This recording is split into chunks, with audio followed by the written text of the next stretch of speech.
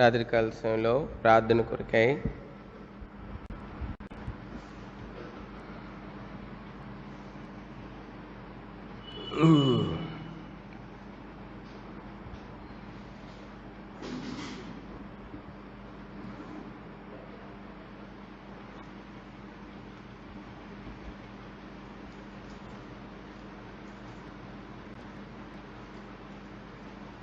నూట 3వ కీర్తన.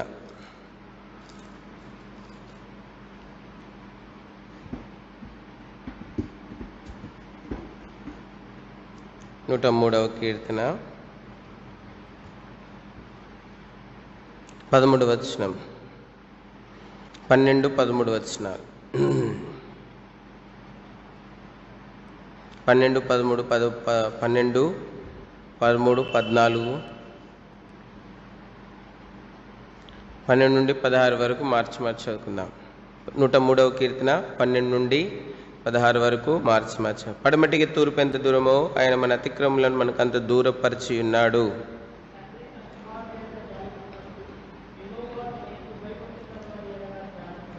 మనము నిర్మించబడిన రీతి ఆయనకు తెలిసే ఉన్నది. మనము మంటివారమని ఆయన జ్ఞాపకం చేసుకొంచున్నాడు.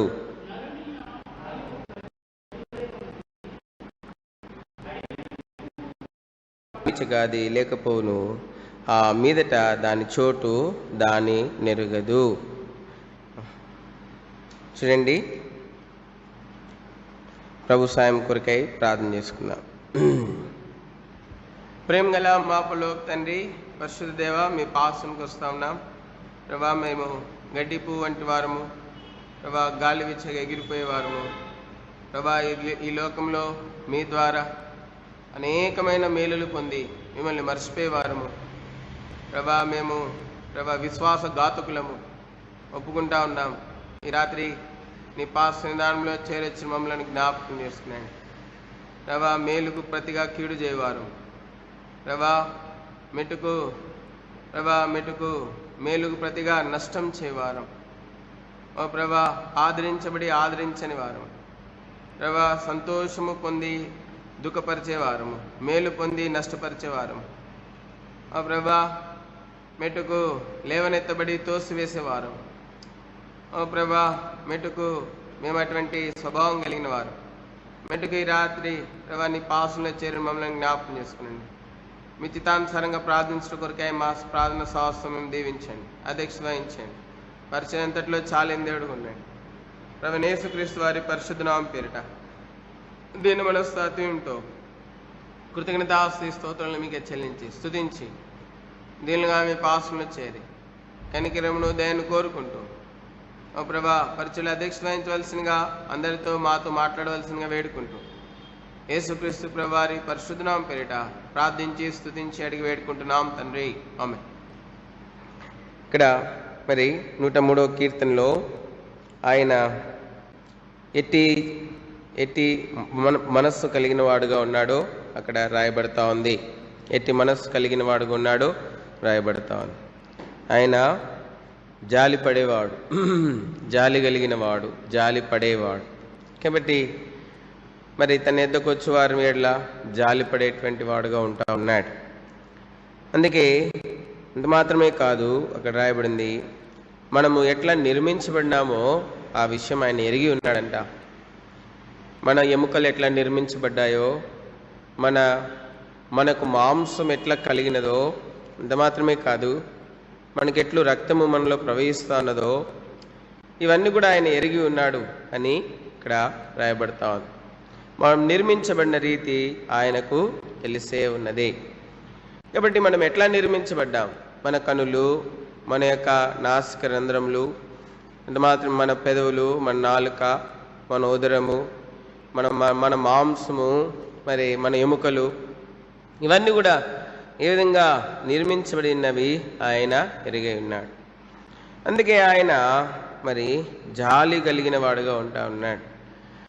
మన యొక్క నిర్మాణము, మన యొక్క నిర్మాణకుడు, మన నిర్మాణకుడై ఉంటా ఉన్నాడు, నిర్మాణకర్త అయి ఉంటా ఉన్నాడు, మన నిర్మాణమును ఎరిగినటువంటి వాడై ఉంటా ఉన్నాడు.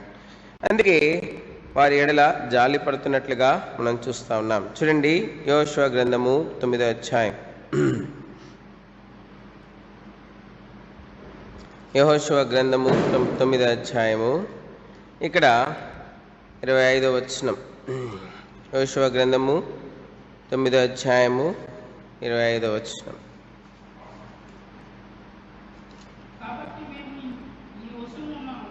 కాబట్టి మేము నీ వశముననున్నాము,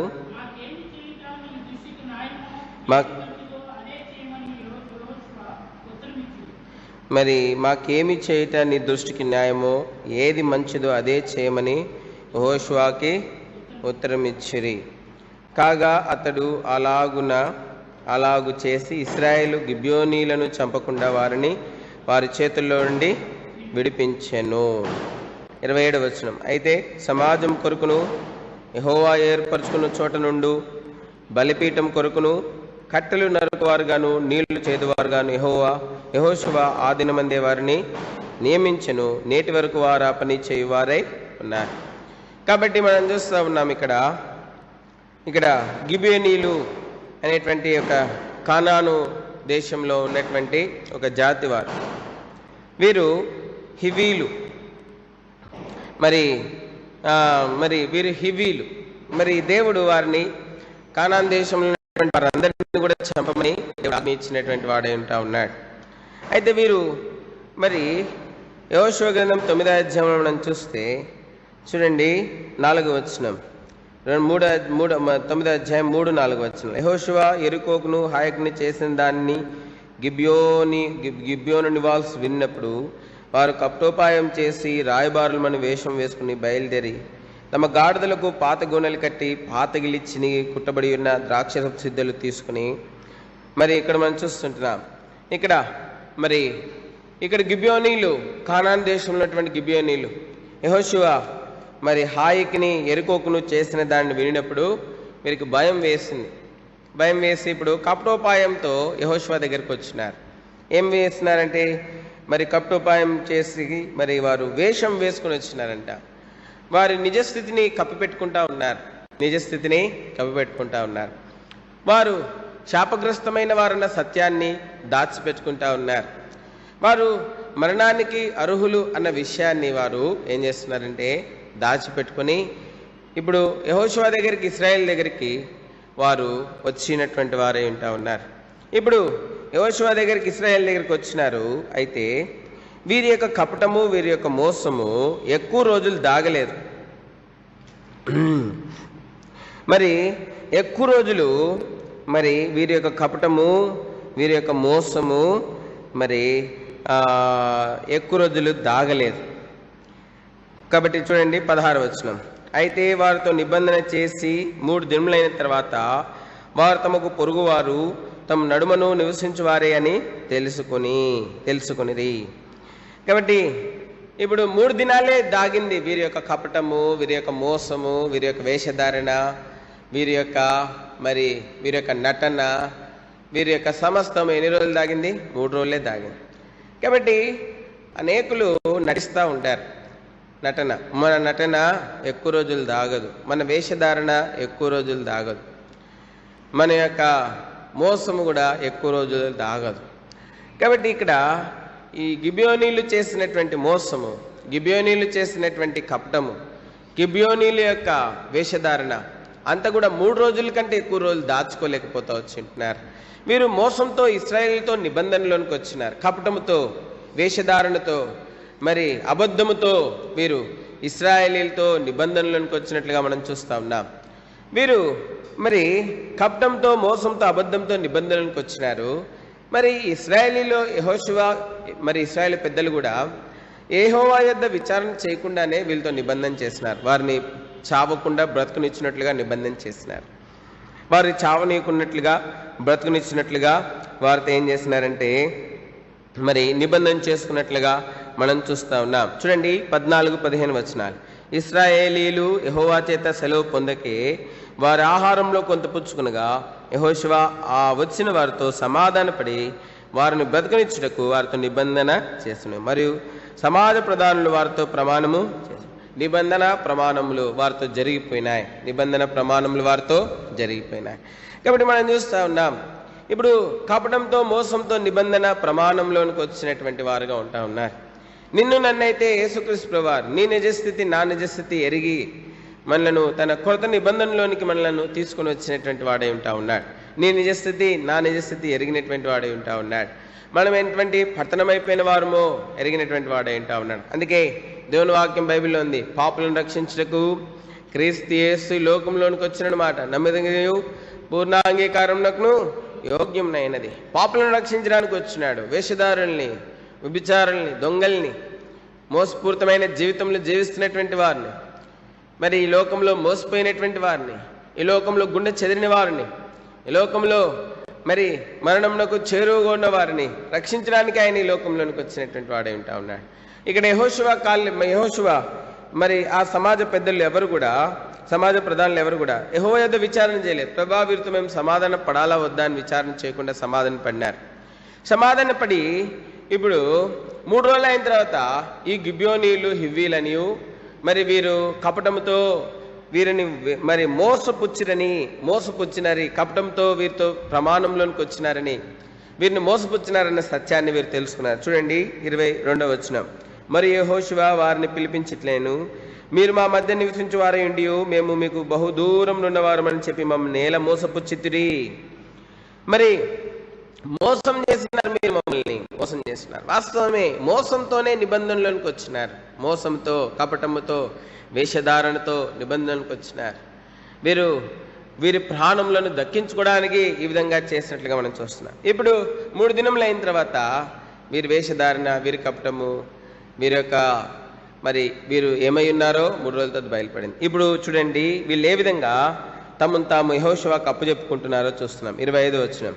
కాబట్టి మేము నీ వశంలో ఉన్నాము, మాకేమి చేయటం నీ దృష్టికి న్యాయమో, ఏది మంచిదో అదే చేయమని యెహోషువకు ఉత్తరమిచ్చిరి.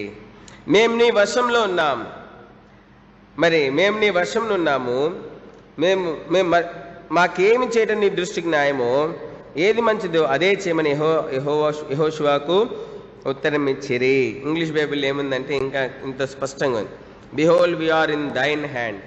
మేము నీ చేతిలో ఉన్నాం, నీ వశంలో ఉన్నాం, నీకు ఏది చేయటం మంచిదో నీ దృష్టికి అదే చేయమని వారు చెప్తా ఉన్నారు. వారు యెహోషువ వశం చేసుకున్నారు. అయా మీ చేతుల్లో ఉన్నాం. వాస్తవమే మేము మోసం చేసిన వారమే, వాస్తవమే మేము కపటం చేసినటువంటి కపటంతో మీ దగ్గరకు వచ్చిన వారమే, వాస్తవమే మేము వేషధారంతో నీ దగ్గర వచ్చినటువంటి వారమే. అయితే రాత్రి మేము నీ వశంలో, ఈరోజు మేము నీ వశంలో ఉన్నాం. నీకు ఇష్టం, నీ ఇష్టం. దేవుడు కూడా మనల్ని మరణంలో చేరువుగా ఉన్నప్పుడు ప్రభువైన యేసుక్రీస్తు వారు బ్రతకనిచ్చినారు. మరి మన ప్రాణంకు బదులుగా ఆయన తన ప్రాణం పెట్టినాడు, మనకు నూతన జీవం ఇచ్చినాడు. అంత మాత్రమే కాదు, మనల్ని నూతన సృష్టిగా చేసినాడు. అందుకే 2 కొరింథీ 5:17 ఉంది. కాగా చదవండి, 2 కొరింథీ 5:17.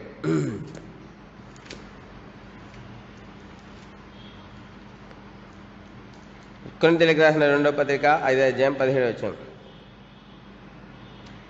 కాగా ఎవడైనాను క్రీస్తు యేసునందున్న యెడల వాడు నూతన సృష్టి, పాతవి గతించని ఇదిగో క్రొత్తవాయను. కాబట్టి పాతవి గతించని ఇదిగో క్రొత్తవాయను. ఎవడైనాను క్రీస్తు యేసునందున్న యెడల వాడు నూతన సృష్టి, పాతవి గతించని ఇదిగో క్రొత్తవాయను.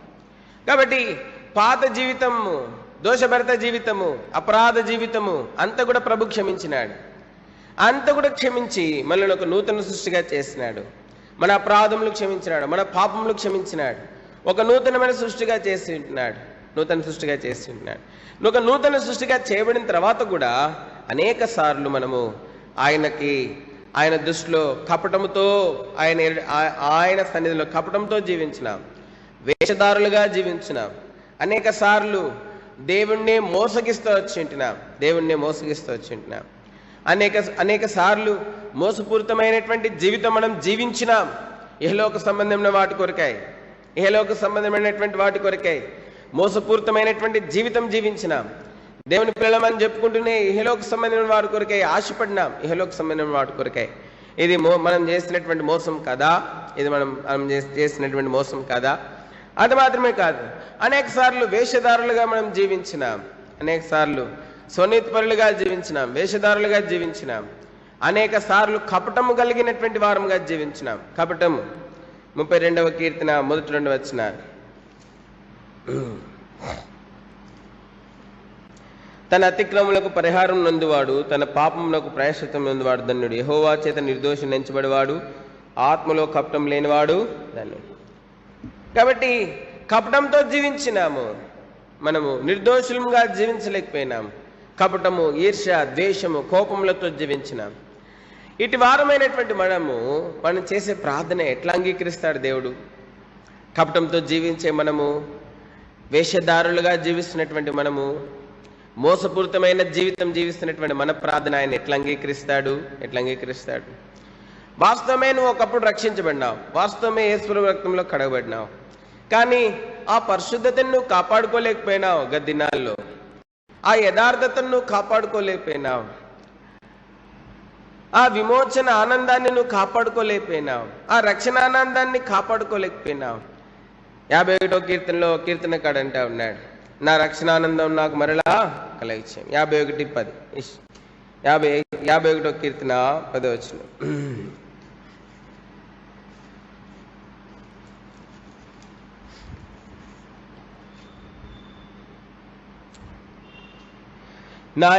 దేవా నా యందు శుద్ధ హృదయం కలిగజేయము, నా అంతరంగంలో సిద్ధమైన మనస్సును నూతనముగా పుట్టించుము. నీ సన్నిధిలో నుండి నన్ను త్రోసివేయకము, నీ పరిశుద్ధాత్మ నా ఎదురు నుండి తీసివేయకము. నీ రక్షణానందం నాకు మరలా పుట్టించుము, సమ్మతి గల మనసు కలిగజేసి నన్ను దృఢపరచుము. కాబట్టి మనం చూస్తూ ఉన్నాం, మరి శుద్ధ హృదయాన్ని పోగొట్టుకున్నాడు ఈ కీర్తనకారుడు. సిద్ధమైన మనసు పోయింది, మరి దేవుని సన్నిధిలో నిలవలేని స్థితిలో ఉన్నాడు. ఇప్పుడు దేవుని ఆత్మ ఆయనలో పనిచేయడం లేదు. ఇప్పుడు రక్షణానందంను పోగొట్టుకునేటువంటి వాడుగా ఉంటా ఉన్నాడు. ఇట్లు చాలామంది దేవుని ప్రజలు ఇట్లా జీవిస్తూ ఉన్నారు. వీరు రక్షణానందాన్ని పోగొట్టుకున్నారు, దేవుని యొక్క ఆత్మ వారిలో పనిచేయడం లేదు. ఇప్పుడు దేవుని సన్నిధిలో నిలవలేనటువంటి స్థితిలో ఉన్నారు. వీరి జీవితాలు, వీరు తమ హృదయంలో శుద్ధ హృదయాన్ని పోగొట్టుకున్నారు. కల్మషం అయిపోయింది, ఇప్పుడు అపవిత్రం అయిపోయింది. కాబట్టి ఈ రాత్రికాల సమయంలో ప్రార్థన చేయడానికి వచ్చి ఉంటా ఉన్నాం. శుద్ధ హృదయం లేని నువ్వు ప్రార్థన చేసే దేవుడు ఎట్లా అంగీకరిస్తాడు? కపటంతో నిండుకునేటువంటి నిన్ను దేవుడు ఎట్లా అంగీకరిస్తాడు? నీ ప్రార్థన ఎట్లా అంగీకరిస్తాడు? వేషధారంతో జీవిస్తున్నటువంటి నీ ప్రార్థన దేవుడు ఎట్లా అంగీకరిస్తాడు? దేవుని సన్నిధిలో నిలవలేకపోతా ఉన్నావు నువ్వు, నీ ప్రార్థన దేవుడు ఎట్లా అంగీకరిస్తాడు? ఒకప్పుడు దేవుని బిడ్డవే, వాస్తవమే. దేవుడు నిన్ను విమోచించినాడు, రక్షించినాడు, తన సొత్తుగా చేసుకున్నాడు, తన స్వకీయ సాంపద్యంగా చేసుకున్నాడు. కానీ నువ్వు దానిలో నిలవలేని స్థితిలో ఉన్నావు.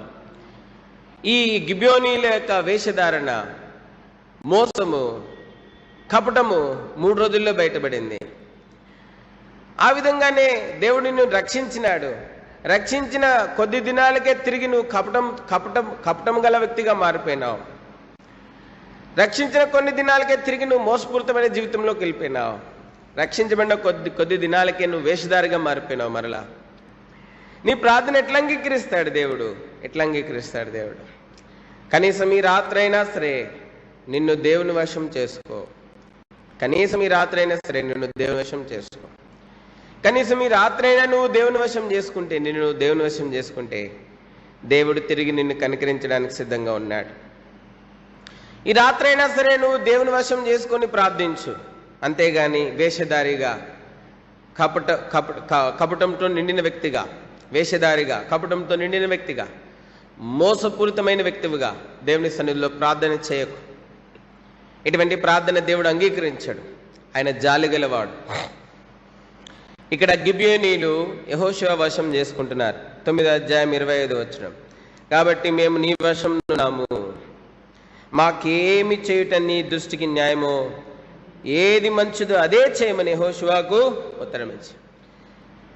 నీ వశంలో ఉన్నాం. ఏది చేయటం మంచిదో, ఏది చేయుట, మాకేమి చేయట నీ దృష్టికి న్యాయమో, ఏది మంచిదో అదే చేయమనేది. ఏది న్యాయమో, ఏది మంచిదో అదే చేయి మాకు. ఎందుకంటే మేము నిజంగానే మేము కపటంతో నిండుకున్నవారు. మేము నిజంగానే మిమ్మల్ని మోసపుచ్చినటువంటి వారు. నిజంగానే మేము వేషధారులమైనటువంటి వారు. కాబట్టి ఏది న్యాయమో ఏది మంచిదో మా కపట జీవితానికి, మా మోసపూరితమైన జీవితానికి, మా వేషధారంతో కూడినటువంటి జీవితానికి ఏది న్యాయమో ఏది మంచిదో అదే చెయ్యి.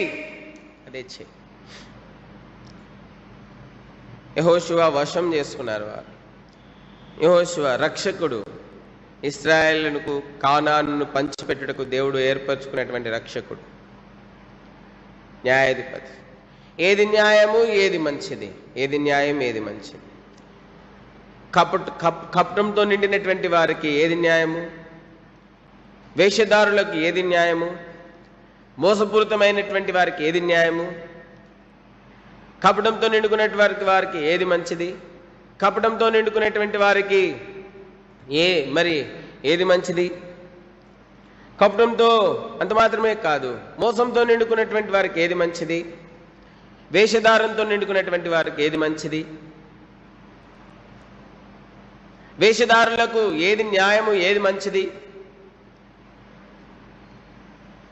కాబట్టి మనం చూస్తా ఉన్నాం ఈ రాత్రికాల సమయంలో వీరు యెహోషువ వశం చేసుకున్నారు. ఈ రాత్రి వేషధారంతో కూడినటువంటి నీవు, కపటంతో నిండుకున్నటువంటి నీవు, మోసపూరితమైన జీవితం జీవిస్తున్నటువంటి నీవు యేసుక్రీస్తు ప్రభువారి వశం చేసుకో. ఇంకా మోసంతో కపటంతో వేషధారిగా జీవించకు. ఎక్కువ కాలం నువ్వు జీవించలేవు. వేషధారిగా మోసంతో వేషధారిగా కపటంతో ఎక్కువ కాలం జీవించలేవు. ఎక్కువ కాలం నీ మోసాన్ని, నీ వేషధారాన్ని, నీ కపటాన్ని దాచలేవు. ఒకరోజు బయటపడుతుంది. ఎక్కువ కాలం అయితే సమయం ఉండగానే సరి చేసుకుంటే రక్షించబడతావు. సమయం ఉండగానే సరి చేసుకుంటే రక్షించబడతావు. ఇక్కడ ఈ మూడు రకాల ప్రజలు కూడా యెహోషువ వశం చేసుకున్నట్లుగా మనం చూస్తా ఉన్నాం. యెహోషువ వశం నీ వశంలో ఉన్నాం. ఈ రాత్రి నువ్వు కూడా దేవుని వశంలో ప్రభు వశపరచుకో, ప్రభుకి వశపరచుకో. ప్రభా మీ వశంలో ఉన్నాం, నీ వశంలో. మా రక్షణకర్తవు, మా కొరకే ప్రాణం పెట్టినటువంటి వాడు. వాస్తవమే, కపటంతో జీవించినాం, వేషధారంతో మోసపూరితమైన జీవితం జీవించినాం. అయితే రాత్రి మమ్మల్ని మీ వశం చేసుకుంటున్నాం. మమ్మల్ని కనికరించు, మమ్మల్ని క్షమించు. ఇక్కడ చూస్తా ఉన్నాము 26, 27 వచనాలు. యెహోషువ గ్రంథం 9వ అధ్యాయం.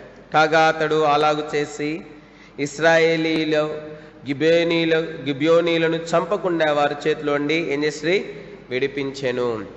ఇప్పుడు ఎప్పుడైతే ఈ హివ్వీలు అయినటువంటి గిబియోనీలు వీరి మోసము బయటపడిన తర్వాత వీరు యెహోషువ వశం చేసుకున్నారో, యెహోషువ వీరిని ఏం చేసినాడంటే వారు మరణం పాలు కాకున్నట్లుగా, వారు మరణింపకున్నట్లుగా మరణశిక్ష నుండి వారిని తప్పించినాడు. ఈరోజు దేవుని చేతిలో పడి శిక్ష పొందడం కంటే ఆయన శరణాగతులుగా ఆయన పాదముల దగ్గర పడి కనికరించబట్టి ఎంతో చాలా మంచిది. అందుకే హెబ్రీ 10:31 ఉంది, జీవం గల దేవుని చేతిలో పడుట ఏమైందంట, బహు భయంకరమైనటువంటి విషయం. అది 10:31. జీవం గల దేవుని చేతిలో పడుట భయంకరము. జీవం గల దేవుని చేతిలో పడుట చాలా భయంకరమైనటువంటి విషయము.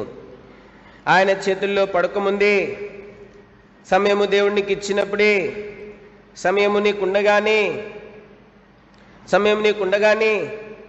ఆయన దగ్గరికి వచ్చి ఆయన పాదముల యొద్ద పడితే నీకు చాలా మంచిది.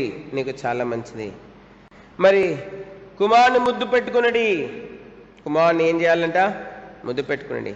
కాబట్టి మనం చూస్తా ఉన్నాం, ఆయన దగ్గరికి వస్తే ఆయన చూడండి 2వ కీర్తన 12వ వచనం. 2వ కీర్తన 12వ వచనం. కుమారుని ముద్దు పెట్టుకునడి, లేని ఎడ్ల ఆయన కోపించును. అప్పుడు మీరు త్రోవ తప్పి నశించెదరు.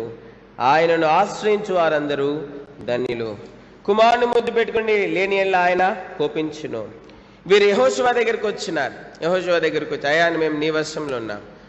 మా పాత జీవితంలో నిజంగా మోసంతో కపటంతో వేషధారంతో నిండుకున్నాం. అయితే ఇప్పుడు నీ వశంలోకి మమ్మల్ని అప్పచెప్పుకుంటున్నాం. నీ ఏది న్యాయమో ఏది మంచిదో అదే జరిగించి మా జీవితంలో. మోసపూరితమైన వేషధారంతో నిండిన అంత మాత్రమే కాదు, మరి కపటంతో నిండినటువంటి వారికి ఏది న్యాయము, ఏది మంచిది? మరణమే వారికి న్యాయమైనది, మరణమే వారికి న్యాయమైనది. అయినా కూడా యెహోషువ వీళ్ళని ఏం చేస్తున్నాడంటే మరణం నుండి తప్పించినట్లుగా చూస్తూ ఉన్నాడు. వాస్తవమే, మన మోసపూరితమైన జీవితానికి, మన వేషధారంతో కూడినటువంటి జీవితానికి, మన కపటంతో నిండుకున్నటువంటి జీవితానికి రక్షించబడిన తర్వాత కూడా మనకి మరణమే సరైంది, మనకు మరణమే సరైంది. అయితే ప్రభు దగ్గరికి వస్తే కనికరించబడతాం, ప్రభు దగ్గరికి వస్తే కనికరించబడతాం. ప్రభు దగ్గరికి కుమారుని ముద్దు పెట్టుకున్నది లేని ఏళ్ళ ఆయన ఏం చేస్తాడంట? ఏం చేస్తాడు? లేని ఏళ్ళ కోపించును, లేని ఏళ్ళ ఆయన కోపించును. ఆయన దగ్గరికి వచ్చి ఆయన పాదం ఎద్దపడితే, ఆయన దగ్గరికి వచ్చి ఆయన పాదం ఎద్దపడితే ఆయన మనలను కోపించకుండా జాలి పడతాడు. ఆయన కోపించక మునిపే ఆయన దగ్గరికి వస్తే, అందుకే కుమారుని ముద్దు పెట్టుకుని లేని ఏళ్ళ ఆయన కోపించును. అప్పుడు మీరు త్రోవ తప్పి ఏం చేసేదరు? నశించెదరు. ఆయనను ఆశ్రయించు వారందరూ ధన్యులు. కాబట్టి ఆయన దగ్గరికి వస్తే, కుమారుని దగ్గరికి వస్తే ఆయన మనల్ని కనికరిస్తాడు, జాలి పడతాడు. ఒకవేళ ఆయన దగ్గరికి రాకుండా ఇష్టానుసారంగా ఇప్పటికీ కూడా నేను ఇట్లనే జీవిస్తాను, కపటంతోనే, వేషధారంతోనే, మోసపూరితంగానే నేను జీవిస్తాను, ఈ జీవితమే నాకు బాగుందని నువ్వు అనుకుంటే త్రోవ తప్పి నశించేటువంటి పరిస్థితి వస్తుంది. ఆయన కోపమునకు పాలు కావాల్సి వస్తుంది. కాబట్టి ఓ విశ్వాసి ఈ రోజైనా దేవుడికి ఇచ్చిన సమయము ఉండగానే సరి చేసుకుని చక్కపరుచుకుని ఆయన పాదముల దగ్గర వీరిని మరణం నుండి ఆయన దగ్గరికి వస్తే నువ్వు తప్పించబడతావు, శిక్ష నుండి తప్పించబడతావు. లేకపోతే శిక్ష అనేటువంటి కఠినమైనటువంటి పరిస్థితి గుండా నువ్వు వెళ్ళాల్సి వస్తుంది. రెండోదిగా మనం చూస్తూ ఉన్నాము, వీరిని యెహోషువ వశం ఎప్పుడైతే వీరు చేసుకున్నారు గిబియోనీలు, ఈ గిబియోనీలను యథార్థంగా చెప్పాలంటే వీరు మరణానికి పాత్రులు. అయితే వీరు మరణం నుండి తప్పించినాడు మొట్టమొదటిగా. రెండోదిగా మనం చూస్తే ఎందుకు తప్పించినాడంటే ఈ గిబియోనీలు యెహోషువ వశం చేసుకున్నారు. మేము మీ వశంలో ఉన్నాం. మా బలం మీద మేము ఆధారపడటం లేదు, మా శక్తి మీద మేము ఆధారపడటం లేదు, మా సామర్థ్యం మీద మేము ఆధారపడటం లేదు. మేము మీ వశంలో ఉన్నాం, నీ శరణాగతులం, మేము నీ పాదం లేదున్నాం. మా వేషధారంతో కూడినటువంటి జీవితానికి మా మరణమే సరైనది, మా మోసపూరితమైన, మా కపటంతో నిండిన జీవితానికి మాకు మరణమే సరైనది. అయితే నేను మీ వశంలో ఉన్నా. ఆయన వశపరుచుకుంటే ఆయన నీ మీద జాలి పడతాడు. నువ్వు ఇంకా ఆయన వశపరుచుకోకుండా నిష్టానుసారంగా నువ్వు జీవిస్తే ఆయన కోపమునకు గురి కావాల్సి వస్తుంది, దారి తప్పి నశించవలసి వస్తుంది. అటువంటి కఠినమైనటువంటి పరిస్థితి నీ జీవితంలో తెచ్చుకోకు. రెండోదిగా మనం చూస్తున్నాం, మొట్టమొదటిగా ఈ గిబియోనీలను యెహోషువ మరణం నుండి తప్పించినాడు. రెండోదిగా మనం చూస్తే 27వ వచనంలో, అయితే సమాజం కొరకును యెహోవా ఏర్పరచుకును చోటు నుండి బలిపీఠం కొరకును కట్టెలు నరుకువారుగాను నిలిచేదివారుగాను యెహోషువ ఆ దినమంది వారిని నియమించను. నేటి వరకు వారు ఆ పని చేయవారై ఉన్నారు. సమాజం కొరకును యెహోవా ఏర్పరచుకున్న చోటు నుండి బలిపీఠం కొరకు ఏం చేయబడినారంటే వీరు కట్టెలు నరుకువారుగాను నీళ్లు చేదువారుగాను నియమించబడినటువంటి వారుగా ఉన్నారు. వీరు మరణం నుండి తప్పించబడటం మాత్రమే కాదు, దేవుని మందిరం అనేటువంటి అనుభవంలోని కూడా వారు నడిపించబడినారు. అందుకే 32వ కీర్తనలో 8వ వచనంలో రాయబడింది. చదండి, 32వ కీర్తన 8వ వచనం.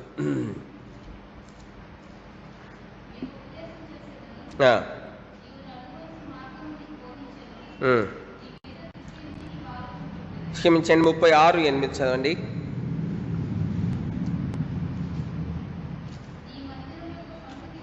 నీ మందిరం యొక్క సమృద్ధి వలన వారు సమృద్ధిని అందుచున్నారు. నీ ఆనంద ప్రవాహంలోనిది నీ మందిరం యొక్క సమృద్ధి వలన వారు సంతృప్తిని అందుచున్నారు, ఆనంద ప్రవాహం త్రాగించున్నారు. దేవుని మందిరము అనేటువంటి అనుభవంలోనికి ఆయన వారిని తీసుకొచ్చినాడు. ఎవరైతే ఆయన వశపరుచుకుంటారో వారిని ఆయన తన ఆలయము అనేటువంటి అనుభవంలోనికి ఆయన తీసుకొచ్చేవాడుగా ఉన్నాడు. ఆయన శరీరం అనేటువంటి ఆలయము, ఆయన సంఘము, ఆ ఆలయంలోనికి ఆయన అంటగట్టి వారిని ఏం చేస్తున్నాడంటే సమృద్ధి అనేటువంటి అనుభవంలోనికి వారిని తీసుకొస్తా ఉన్నాడు. మరణానికి పాత్రులైనటువంటి వారిని, మోసం చేత, కపటం చేత, వేషధారం చేత మరణానికి పాత్రులైన వారిని నిబంధనలకు వచ్చినారు కాబట్టి వారిని మరణం నుండి తప్పించి, వారి కపటమును బట్టి, వేషధారణను బట్టి, మోసమును బట్టి మరణం నుండి తప్పించి వారిని దేవుని బలిపీఠం ఉండు స్థలమునకు కర్రలు నరుకువారుగా నీళ్లు చేదువారుగా చేసినాడు. అంటే దేవుని మందిరం యొక్క అనుభవంలోనికి వారిని తీసుకొచ్చి వారికి సమృద్ధి అనేటువంటి తృప్తికరమైనటువంటి జీవితాన్ని వారికి ఇచ్చినాడు యెహోషువ. అక్కడ రాయబడింది, అందుకే నీ మందిరం యొక్క సమృద్ధి వలన వారు సంతృప్తిని అందుచున్నారు, నీ ఆంధ్ర ప్రవాహంలోని వారు త్రాగుచున్నారు. సమృద్ధి సంతృప్తి అనేటువంటి అనుభవాలు వచ్చినాడు. మరణానికి పాత్రులైనటువంటి వారిని, కపటం చేత, మోసం చేత, వేషధారణ చేత మరణానికి పాత్రులైనటువంటి వారిని మరణం నుండి విడిపించి సమృద్ధి సంతృప్తి అనేటువంటి అనుభవాలను ఇవ్వగలిగినటువంటి బలిపీఠము లేక దేవుని మందిరం యొక్క అనుభవంలోనికి వారిని యెహోషువ తీసుకొచ్చినాడు. ఈ రాత్రి ప్రార్థన చేయడానికి వచ్చినావు. నీ జీవితంలో సమృద్ధి లేదు, సంతృప్తి లేదు. నీ జీవితంలో సమృద్ధి లేదు, సంతృప్తి లేదు. నీ జీవితంలో ఎందుకు లేదు? నీ జీవితంలో సమృద్ధి సంతృప్తి అంటే నీ జీవితంలో వేషధారణ ఉంది. నీ జీవితంలో వేషధారణ ఉంది.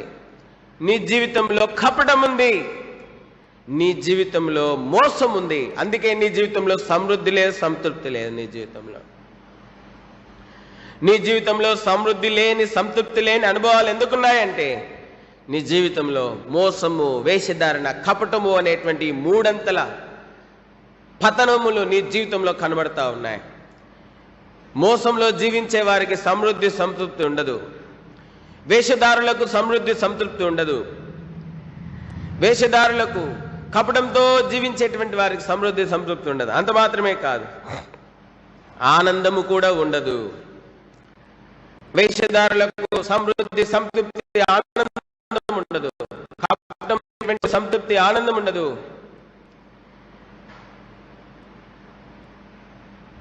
వేషధారులు, దాని తర్వాత వేషధారులకు, మోసంతో జీవిస్తున్నటువంటి వారికి, కపటంతో నిండినటువంటి వారికి సమృద్ధి సంతృప్తి ఆనందం అనేటువంటి అనుభవాలు ఉండవు.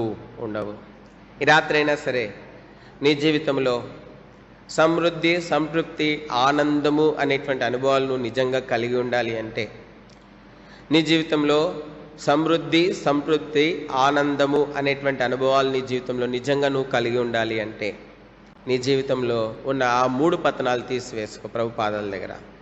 ప్రభువా, నాలో ఉన్న వేషధారణ, నాలో ఉన్న మోసము, నాలో ఉన్న కపటము తీసివేయి ప్రభువా అని ప్రభుని అడుగు. ప్రభా, ఈ 3 విషయాలు నీలోంచి తీసివేయమన్నాడు. ప్రభా, నాలో కపటం ఉంది, నాలో వేషధారణ ఉంది, నాలో మోసం ఉంది. ఈ 3 తీసివేయి ప్రభా నా జీవితంలోంచి. ఈ కపటము, ఈ వేషధారణ, ఈ మోసము అనేటువంటివి తీసివేసి నాకు సమృద్ధి సంతృప్తి ఆనందము అనేటువంటి అనుభవాలు నాకు దయచే ప్రభా అని ప్రభునాడు. నీ జీవితాన్ని ప్రభు నిజంగా దర్శిస్తాడు ఈ రాత్రి. నీ జీవితాన్ని ప్రభు కనికరించాలని ఆశపడతా ఉన్నాడు. నీ మీద జాలి పడాలని ఆశపడతా ఉన్నాడు. ఆయన నీ మీద జాలి పడితే ఆయన నిన్ను క్షమించి సమృద్ధి సంతృప్తి ఆనందములు ఆయన నీకు ఇస్తాడు. ఒకవేళ నువ్వు ఆయన జాలి పడకుండా నీ ఇష్టానుసారం ఇంకనూ నిన్ను తగ్గించుకోకుండా సరి చేసుకోకుండా నువ్వు జీవిస్తే కుమారుని ముద్దు పెట్టుకుని లేకపోతే ఆయన ఏం చేస్తాడంట? కోపించును. అప్పుడు మీరు తప్పి ఏం చేస్తారు? నశించెదరు. కాబట్టి ఒకవేళ నువ్వు తగ్గింపు లేకుండా నువ్వు ఆయన దగ్గర ఇంకా ఇట్లనే కపటముతో వేషధారిగా మోసపూరితమైన జీవితం నువ్వు జీవిస్తే ఆయన కోపానికి గురి కావాల్సి వస్తుంది. ఆయన కోపానికి గురైన వారందరూ కూడా మరణకరమైన పరిస్థితులు, నాశనకరమైనటువంటి పరిస్థితుల గుండా వెళ్ళాల్సి వస్తుంది. ఈ రాత్రి సమృద్ధి సంతృప్తి ఆనందం కావాలా, లేకపోతే ఆయన కోపమునకు గురి కావాలని కోరుకుంటున్నావా? తీర్మానం నీదే. ప్రార్థన చేయకముందు తీర్మానం నీదే.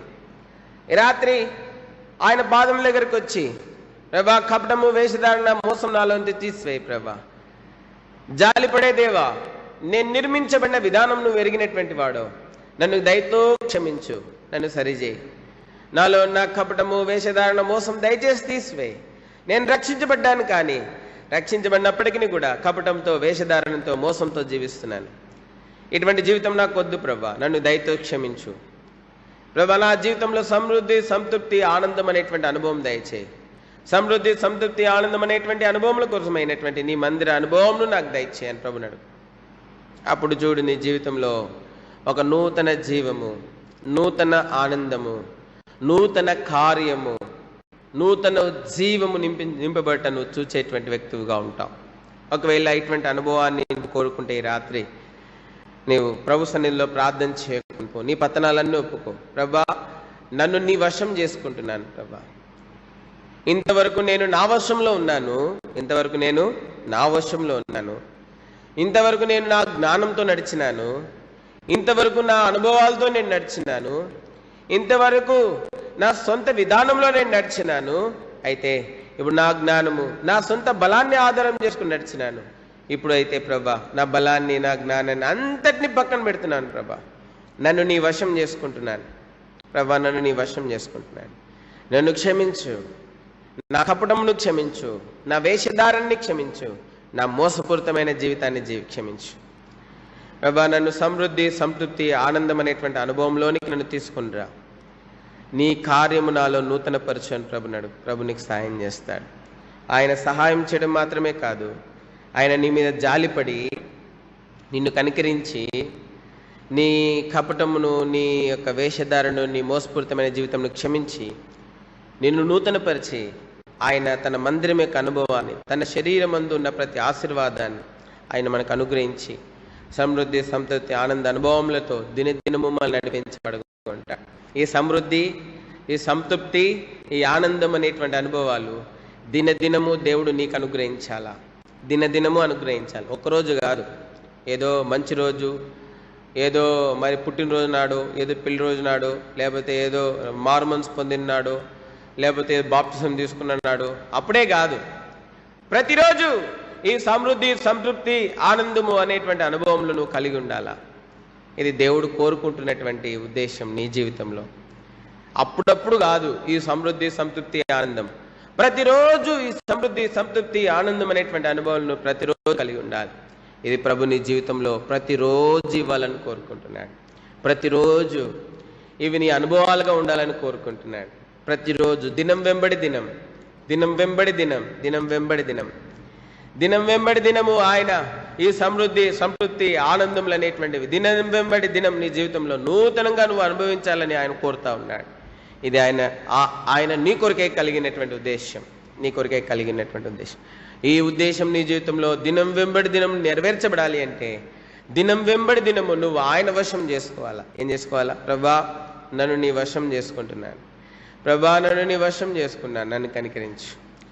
నాలో కపటము, వేషధారణ, మోసం లేకుండా చేయి ప్రభా, నన్ను నీ వశం చేసుకుంటున్నాను అని దినం వెంబడి దినం నువ్వు ఆయన వశం చేసుకుంటే దినం వెంబడి దినం ఆయన నీ జీవితంలో సమృద్ధి, సంతృప్తి, ఆనందంలో దినం వెంబడి దినం ఆయన నూతన పరుస్తూ ఈ అనుభవంలో నీ జీవితాన్ని కొనసాగునట్లుగా సహాయం చేస్తాడు. ఆ విధంగా మనం సాగుటకై దేవుడు మనకు సహాయం చేయనుగాక. వాక్య వెలుగులో ప్రార్థన చేస్తాం. ఇక్కడ ఉన్నవారు ప్రార్థన చేస్తారు.